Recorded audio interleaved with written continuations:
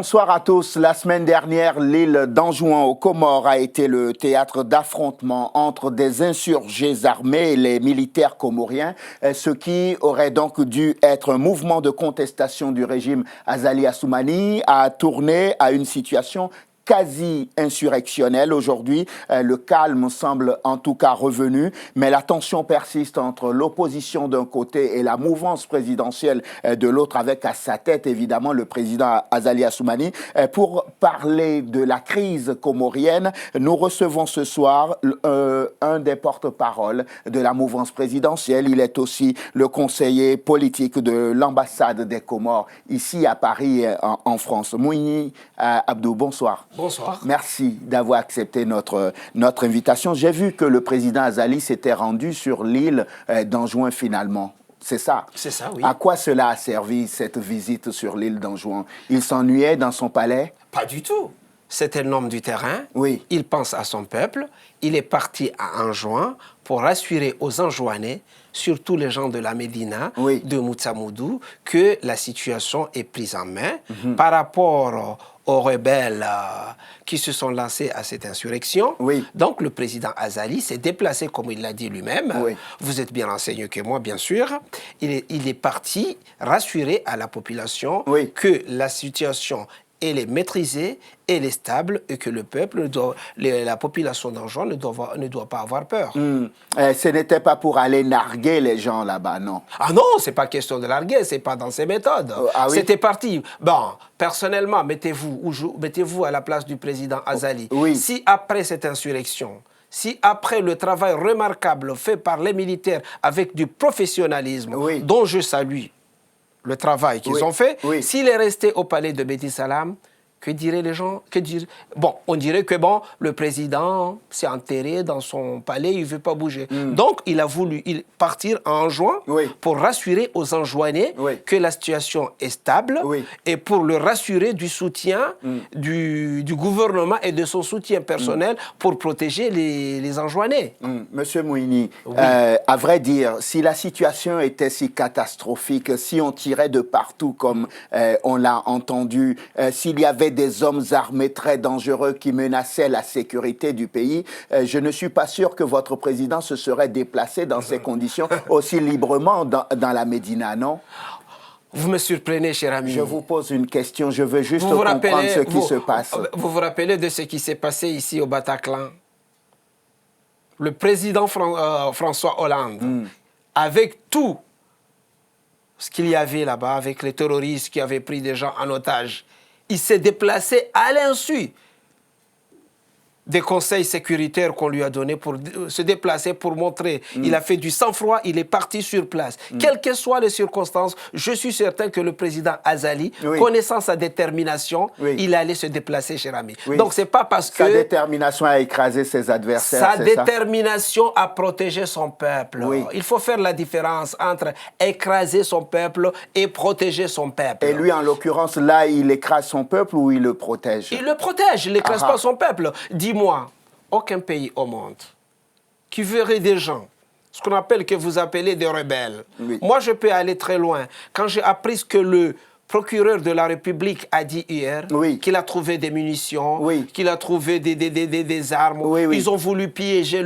la population. Je t'ai dit que ces méthodes oui, sont employées par des extrémistes que je peux nommer, entre guillemets, des terroristes. Hein, par rapport, parce que je suis le procureur de la République, oui, l'enquête est déjà dans les mains de la justice. Oui. Donc je vous dis carrément ici, oui, en vous regardant les yeux dans les yeux, oui, que le président Azali, quelles que soient les circonstances en juin, il serait déplacé comme l'a fait François Hollande lors du Bataclan. Très bien. Vous parliez tout à l'heure du procureur qui a présenté quelques armes à droite, à gauche, comme ça. On ne sait même pas d'où viennent ces armes, d'où elles viennent, ces armes. Très bonne question.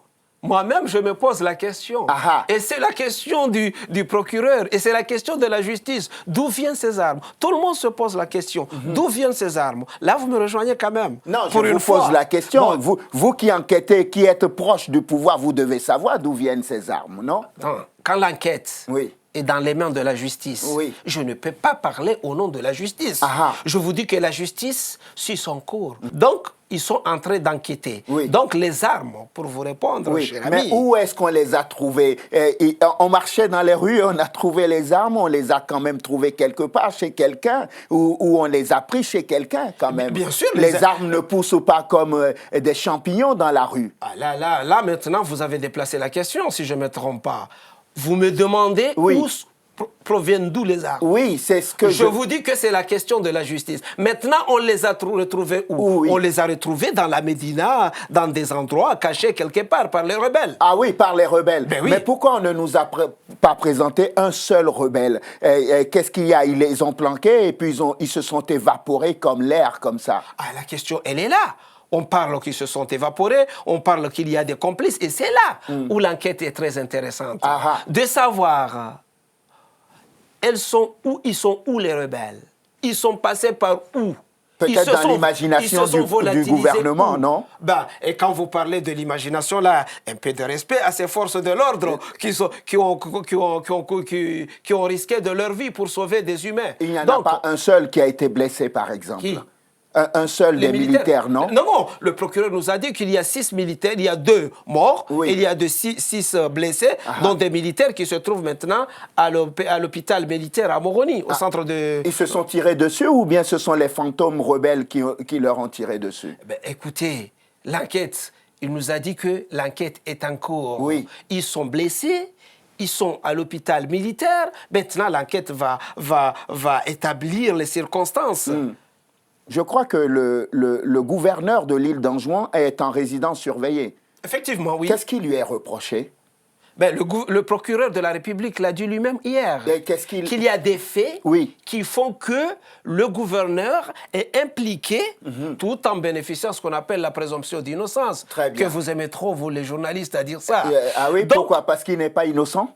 Ben, écoutez, le bénéfice de la présomption d'innocence. Pourquoi vous dites que c'est nous les journalistes? J'anticipe parce que vous savez très bien que vous allez venir là. Donc, comme je vous connais très bien, j'anticipe.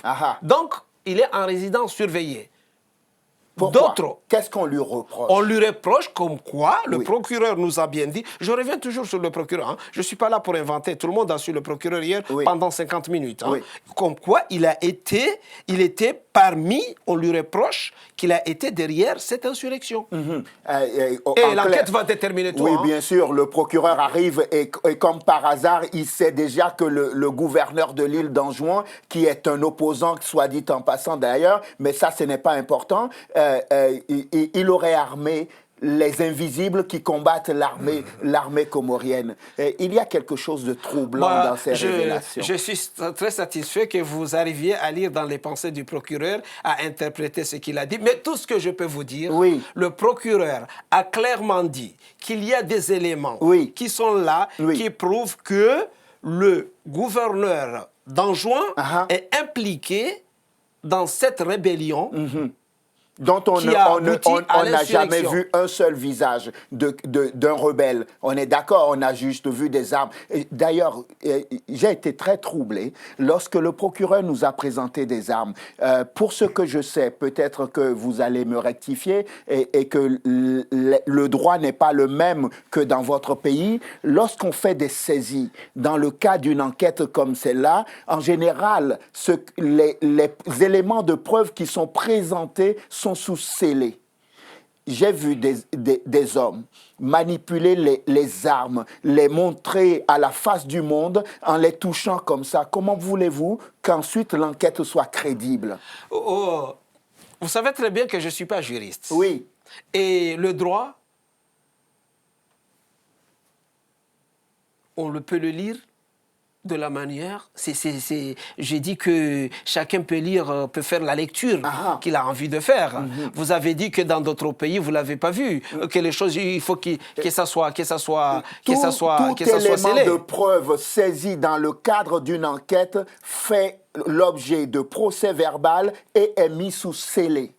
Vous savez une chose, Vous connaissez les Comores, bien sûr. Pourquoi le droit aux Comores est différent Non, du droit reviens. universel? Non, il n'y a pas du droit universel. Le droit universel, c'est dans l'absolu, cher ami. Oui. Mais ça, Aux Comores, on peut sortir des armes de son frigo pour dire ensuite que ce sont les rebelles qui les ont placés là. Nous sommes tombés dans une situation qu'on n'est pas habitué à ces situations-là aux Comores. Oui, là, vous savez très bien. Il y a la passion. Oui. Il y a la peur. Oui. Vous savez très bien. Si aujourd'hui le procureur a procédé, ce n'est pas parce qu'il a piétiné le droit. Non, il n'a pas piétiné le droit. Bon, vous pouvez lui reprocher d'une erreur de procédure. Oui. Et est-ce que vous savez que cette erreur de procédure peut entraîner l'annulation d'éventuels procès, par exemple? J'attends les juristes le dire, les avocats le dire. Moi, je suis là pour vous prouver des faits. D'accord. Moi, personnellement, en faits. tant que Comorien, oui. qui aime son pays, oui. qui aime l'île d'Anjouan, oui. qui aime Moutsamoudou, Anjouan, et qui, je suis partisan de la protection de cette population-là, j'ai été content de savoir que quelques armes, parce que paraît-il, il y a encore des armes qui sont volatilisées ailleurs. Oui, bien sûr que oui. Bien sûr. Les armes ont des carpes d'invisibilité comme dans Harry Potter. Les armes que j'ai vues là, j'ai dit, au moins celles-là ne vont pas tuer d'autres personnes. J'étais content de les voir. Je vous le dis carrément là, de voir ces armes-là. Bon, scellées ou pas, c'est une question juridique. Je laisse à la justice faire son travail. Très bien. Moi, je suis là pour vous porter des faits. Oui, j'ai entendu je crois, quelqu'un au sein de votre gouvernement ou le président d'ailleurs, et même le procureur, proposer donc à ces rebelles, soi-disant, de venir déposer les armes contre impunité. C'est le président de la République. À lui-même. Bon, je peux vous faire retourner en arrière en 2009. Je vais vous dire. Allez-y rapidement parce qu'on n'a pas beaucoup de temps. Oui, rapidement, mais le sujet était très intéressant. En 2009, quand on débarquait en juin pour déloger Mohamed Bakar, j'ai entendu l'ancien président Sambi dire que, écoutez le jeune, vous voyez, ça peut peut-être une tradition comorienne. Écoutez les jeunes, rendez vos armes et vous allez être libérés. Mais si jamais vous détenez les armes contre vous serez jugé. Peut-être, mais le président Azali est marché. C'est devenu une tradition républicaine. Il a dit que rendez les armes, les jeunes. Je sais très bien que vous n'êtes pour rien. Vous êtes manipulés. Celui qui rendra son arme partira à la maison tranquillement. Donc peut-être c'est devenu... Quelle est la garantie que la personne partira tranquillement? Après, on pourrait toujours l'enfermer. Il faut qu'il le fasse d'abord. Garantie, il faut qu'il le fasse d'abord pour savoir si... Mais je pense que c'est devenu une tradition républicaine comorienne. À chaque fois qu'il y a une insurrection en juin, à chaque fois qu'on va en juin, on demande aux jeunes de déposer les armes, mon cher ami. Personne n'a pour l'instant rendu quand même ses armes. C'est la preuve qu'il n'y a pas d'armes. Écoutez, moi je ne sais pas parce qu'on peut les détenir. Le moment du débarquement de Mohamed Bakar, on a ramassé beaucoup d'armes et les jeunes n'ont pas voulu les laisser. Donc je pense que le président Azali a su le même chemin que le président Sambi et ça devient une jurisprudence comorienne et républicaine. Très bien. Vous avez parlé du président Sambi. Il est en résidence surveillée, c'est ça. Désormais, le gouverneur de l'île d'Anjouan aussi est en résidence surveillée. Ça veut dire qu'il y a deux grands cadres du parti Joua, le principal parti d'opposition, qui sont embastillés désormais. La question que je me posais, c'est est-ce qu'il dort bien, le président Azali, désormais? Que ses rivaux sont enfermés quelque part? Je pense que le président, qui est démocrate, qui fait confiance en la justice de son pays, il doit dormir bien. Pourquoi? Parce que je vais vous révéler une chose ici. Je suis de ceux qui ont applaudi le président Sambi lorsqu'en 2006, il a déclaré la justice tolérance zéro. C'est-à-dire qu'il a initié dans notre pays une culture qui n'a jamais été dans l'État. Celle de nous faire montrer le peuple qu'un ministre, qu'un président, qu'un directeur général, quel que soit, peut être jugé pour des faits qui lui sont reprochés durant l'exercice de ses fonctions. Et on a vu beaucoup de dignitaires du régime d'Azali I, en 2006, partir, moisir en prison. Mais nous, le peuple... C'est la revanche maintenant. Pas de revanche. Je vous dis toujours que nous sommes dans cette lignée-là. Ce n'est pas une surprise. En 2006, ça a été une surprise. Et surtout, nous... et en ce moment, vous vous dites... C'est pas une surprise parce que ça a été déjà fait. Et donc maintenant, on reproche. Et nous, on le fait et on nous reproche ça. C'est ce que vous me dites. dites. Pas du tout. Le président Sambi est reproché. Est-ce que vous avez écouté son audition au Parlement avec cette affaire de citoyenneté économique? Non, vous n'avez pas entendu son audition. C'est lui-même qui l'a dit qu'il est là. Il a été chef de l'État. C'est lui qui signait les décrets des passeports, de naturalisation. Donc, il avait une lourde responsabilité. Et pour vous emboîter le pas. Maintenant, M. Sidi, qui est en prison, qui était vice-président du président de l'Assemblée nationale au moment du vote de la loi de la situation économique, et qui a reconnu dans le journal, dans le journal national, que c'était une folie, que c'était une erreur monumentale. Et je profite de dire ici que M. Sidi, à l'époque, il appartenait à mon parti. Le jour où il a décidé d'aller boire à l'opposition. Il a fait voter la loi. Parce qu'il était vice-président à l'Assemblée. Je ne vous apprends pas l'histoire des Comores. Il a été vice-président. Il a fait passer la loi en forceps. Vous voyez? Donc vous dites que tout ce qui se passe aujourd'hui, qu'on ne s'étonne pas, les gens du parti Joie ont beau jeu de dénoncer le harcèlement du président Azali, mais en réalité, tout ce qui les frappe aujourd'hui sont des instruments qu'ils ont eux-mêmes mis en place. Oui, sans règlement de compte. En fait, vous retournez les armes contre eux. Non, sans règlement de compte. Il y a des faits qui sont là. Vous êtes au courant qu'il y a beaucoup de passeports qu'on a vendus à des terroristes, à des gens qui étaient recherchés par le FBI. Il y a de l'argent qui s'est volatilisé dans le monde entier. On parle des millions et des milliards. Les Comoriens, quand même, ont le droit de savoir où est passé cet argent. Et les gens qui ont été à la tête il faut qu'ils rendent compte au peuple. On arrive presque au terme de cet entretien. J'ai encore deux questions à vous poser. J'espère que vous me laisserez 2 minutes. Non, malheureusement. J'ai encore deux questions à vous poser. Juste la première, c'est de savoir que maintenant que le président Sambi est donc en résidence surveillée, le gouverneur de l'île d'Anjouan est en résidence surveillée, juste livrez-moi en exclusivité le nom du prochain opposant que vous rêvez enfermer pour laisser la voie libre ensuite au président Azali. Ben, la façon dont vous avez posé la question, c'est comme il s'était enfermé pour que le président Azali puisse encore continuer. C'est pas ça.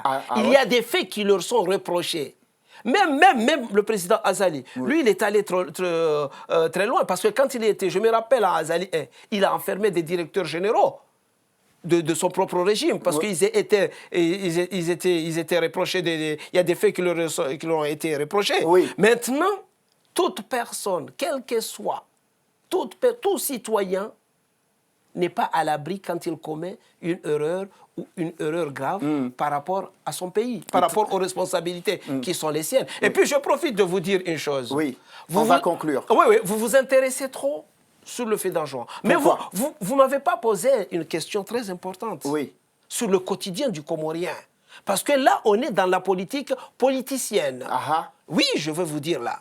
Le Comorien qui se trouve chez moi, parce que moi j'habite dans le nord, au fond du village. Les grandes Comores. Je dis non, au fond du village. Dans les grandes Comores, ça va beaucoup mieux. Non, je vais vous dire. Laissez-moi terminer. On va conclure malheureusement. Vous avez 30 secondes alors. 30 secondes, c'est pour vous dire que le Comorien qui est là, il est très content du rapport remis au chef de l'État par la Banque centrale des Comores.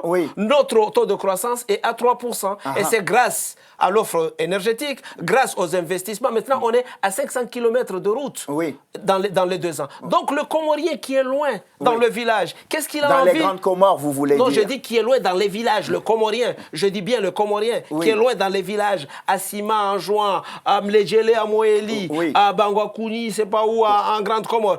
Qu'est-ce qu'il veut? Il veut avoir que son quotidien soit allégé. Il a que le président Azali reste au pouvoir 20 ans. Ce n'est pas sa préoccupation. Non, Azali, non, c'est pas ça. Maintenant, vous n'avez pas cité la tournante, c'est ça? La tournante. Et maintenant, l'île, la tournante vient 10 ans pour l'île, pas pour Azali. Et qu'est-ce qui vous rassure qu'Azali sera élu en 2019, au premier trimestre de 2019? Est-ce que vous avez déjà vu un gouvernement africain organiser des élections et les perdre? Azali l'a perdu en 2006. Vous n'êtes pas au courant? Azali l'a perdu. Mamadou, que vous avez invité ici, l'a perdu. Kililou et Mamadou l'ont perdu en 2016. Azali a gagné. Donc, s'il y a un pays où il y a ce qu'on appelle la vitrine démocratique. C'est mon pays, les Comores, et je suis fier d'appartenir aux Comores. Donc moi, je suis fier du processus démocratique de mon pays. Et je suis très fier de l'être. Très bien. L'Union africaine, la Commission de l'océan Indien, toutes les bonnes volontés vous appellent à un dialogue. C'est ma dernière question. J'aimerais une réponse simple. Le dialogue est-il encore possible entre la majorité présidentielle et l'opposition alors que vous avez embastiller l'opposition? Le dialogue est possible à condition que l'opposition accepte que la seule arme diplomatique, ce sont les urnes. Il faut accepter aller négocier. Azali, vous savez, je vais faire 30 secondes là-dessus. Azali n'avait pas envie d'organiser un référendum. Mais il y a les assises nationales qui sont venues là, il y a des recommandations. Non, il y a des recommandations qui ont été faites, il les a suivies. Oui, les recommandations préparées et au forceps aussi avec des personnes que vous-même vous avez amenées à ces assises. On ne va pas refaire malheureusement. On ne pourra pas refaire les assises. Je vais vous apprendre que le décret qui a nommé les membres de l'assise... Cette émission s'achève. Je vous remercie. Et moi aussi, je vous remercie infiniment. Que ça a été trop court. À moins que vous ayez juste envie de me repréciser que oui, le dialogue est possible. Oui, le dialogue est possible. Très bien. Et le président le veut très bien que le dialogue soit possible. Très bien. Mouini Abdou, merci infiniment. Merci. Conseiller politique de l'ambassade des Comores en France, membre de la mouvance présidentielle. Vous me tendiez la main tout à l'heure. Ce n'est pas une habitude de l'émission, mais je vous tends la main. J'ai été satisfait parce que les Comoriens ont envie de connaître la vérité. Ce n'est pas Facebook et les réseaux sociaux qui vont faire marcher le monde. Merci infiniment d'être venu dans l'entretien du jour. Merci à vous de nous avoir suivis. Je vous souhaite de passer une excellente suite de programmes, évidemment sur Télé Sud. On se retrouve demain pour un nouveau numéro de l'entretien du jour. D'ici là, portez-vous bien. À demain.